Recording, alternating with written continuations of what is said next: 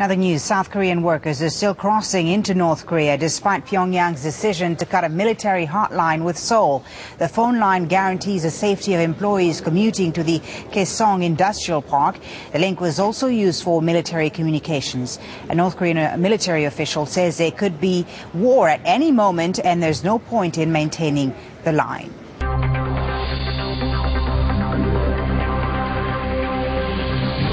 It'll stop the communication between the north and the south, which might sound strange given that these two countries are arch enemies, have been at war, technically at war for 50 or so years.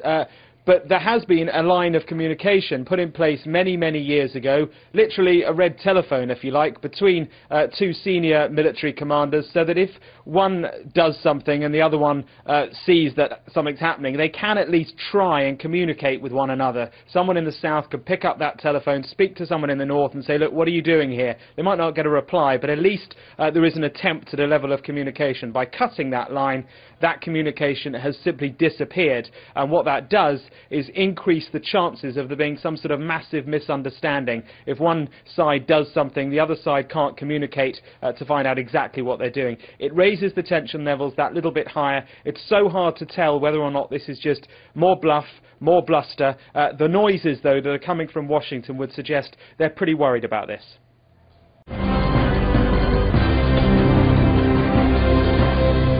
Pentagon representatives say Hagel reaffirmed the strength of the alliance.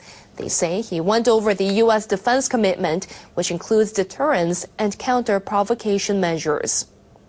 Hagel expressed confidence in the more than 28,000 American troops stationed in South Korea and in their commander's leadership. The U.S. Defense Department recently announced a decision to deploy more ground-based interceptor missiles in South Korea. Representatives of both nations have also signed a new plan to counter North Korean aggression. The U.S. is sending B-2 stealth bombers to South Korea to take part in military exercises. And just a few hours ago, Defense Secretary Chuck Hagel spoke with South Korea's Defense Minister Kim Kwon-jin to stress America's unwavering commitment to protect South Korea. The White House says North Korea is following a pattern to deliberately escalate tensions.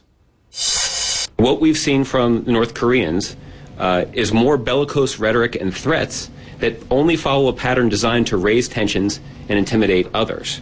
The North Koreans are not going to achieve anything through these threats and provocations. We remain committed to ensuring that the security of the South Koreans, our allies, are protected, and we have the capability that we need to ensure that the United States and our assets are protected.